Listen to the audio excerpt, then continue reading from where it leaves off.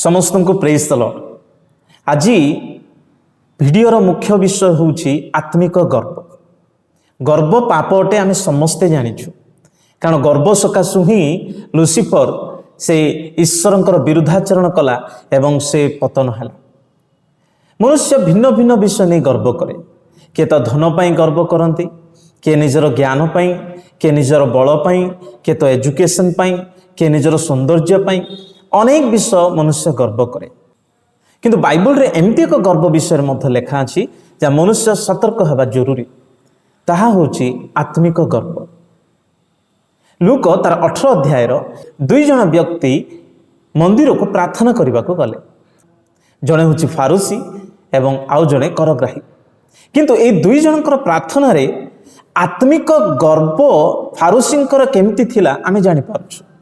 11-12 पदरे देखंतु लेखा अछि, फारुसी दंडायमान होई आपना निकटरे एही प्रकार प्रार्थना करने को लगिला, हे ईश्वर मु तुमको धन्यवाद देउछि जे मु अन्य समस्त लोकंक परि अत्याचारी, अधार्मिक, व्यभिचारी किंबा एही करग्राही परि सुधा नुहे। मु सप्ताह रे 2 थर उपवास करिथाए ओ मोहर समस्त आयर दशमांश दान करिथाए। देखंतु एठारे फारुसी रो प्रार्थना द्वारा तार आत्मिक गर्व को आमे जानि पारुछु। फारुसी निजर जीवन को अन्य ठारू केते जे उत्तम एवं केते धार्मिक एहा से निजे प्रकाश करुछन्ते। से दान दौथले, उपवास करुथले, से अन्य काहार परि अत्याचारी नुहे, एही चिंताधारा रे से निज मन मध्य गर्व रे भरपूर थिले। आज भी ख्रीष्टीय समाज रे आम अनेक यही प्रकार आत्मिक भाव में गर्व लोक मान देखु। से मन में अनेक विषय नहीं से माने अन्य ठारू जे केते उत्तम आत्मिक एमाने चिंता करते।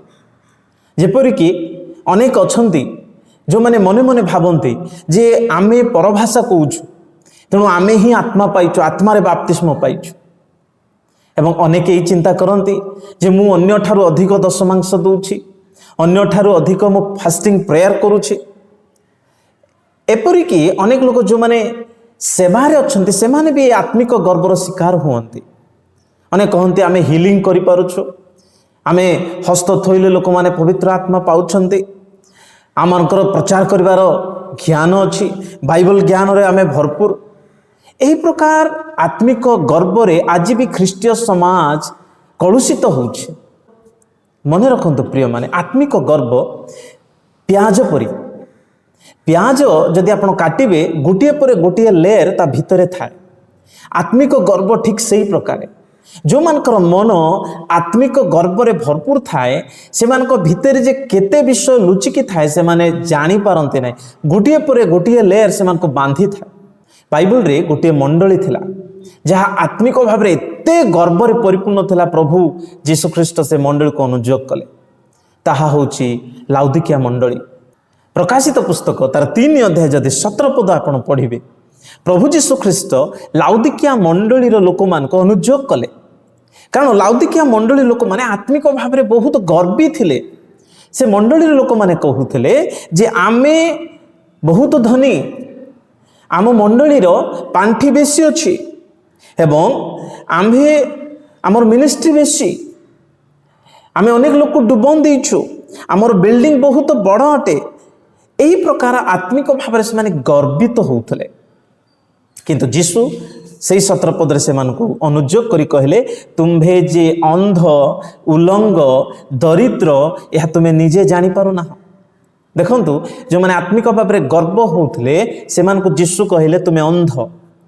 आ यह सत कथा प्रिय माने, जो माने आत्मिक भाव में गर्व बा स्पिरिचुअल प्राइड रे बढ़ंती से माने अंध ही जानती, से माने जानी पारंते नहीं। यही प्रकार गोटे विषय जेमती कि जदि बेसी हलचल होउथबा पानी रे प्रतिबिंब क्लियर देखा जाए नहीं, ठीक सही प्रकार जो मानकर मन रे आत्मिक गर्व भरपूर ही थाए, अन्य प्रति ईर्षा, अन्य को कंपेयर करी मु बड़ बोली एई चिंताधारा भरपूर थाए, से माने केबे सत्यता को बा वास्तवता को देखि पारंते नहीं। कारण आत्मिक गर्व अन्य को स्पिरिचुअली ही अंध कर दिए। से निजर लैकिंग को निजर नीड को से बुझी पारे ना।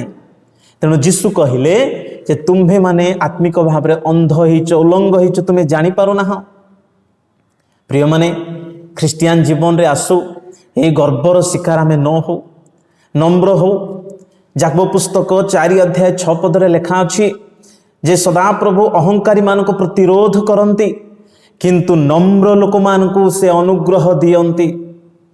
प्रेरित पाउल पीतर शिष्य माने मिराकल अनेक करुथले, से माने हीलिंग पावर रे से माने हस्त थोले लोक सुस्थ होउथले, मृत लोक मान को से माने उठौथले, हस्तार्पण कले लोक पवित्र आत्मा पाउथले, से मानकर छाई रे से मानकर रुमाल नै लोक माने सुस्थ होउथले।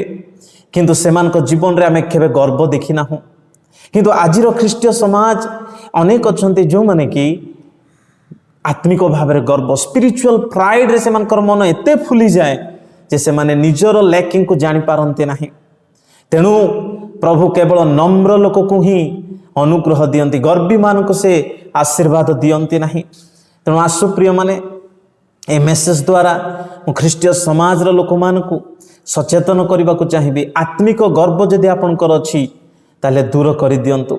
आमे से फारुसी परी न हो बरं करग्राही परी निजको समर्पण करू। जेपरिक वर्षा जल केबे पहाड़ उपरे रहे नहीं, सबु बेले से जल तलकू आसी तल अंश रे जमा हुए। ठीक सही प्रकार प्रिय माने जो माने स्पिरिचुअली आत्मिक गर्व स्पिरिचुअल प्राइड रे शक्तग्रीव हो जाती, सदाप्रभुंकर आशीर्वाद सेमानक उपरे रहे नहीं। जो माने निजको नम्र करती सदाप्रभुंकर आशीर्वाद सेमानक जीवन रे ही आसी रही थाए। तेणु आसु निजको नम्र करिबा, आत्मिक गर्व को दूर करू। आपण हुए तो दान दौथुबे, परभाषा कहूथुबे, फास्टिंग करूथुबे, प्रीचिंग भलो करूथुबे, केबे भी गर्व करंतु नहीं। केवल पवित्र आत्मा ठारे प्रभु ठारे निर्भर करंतु, नम्र करंतु। प्रभु आपण को आशीष रे परिपूर्ण करिवे।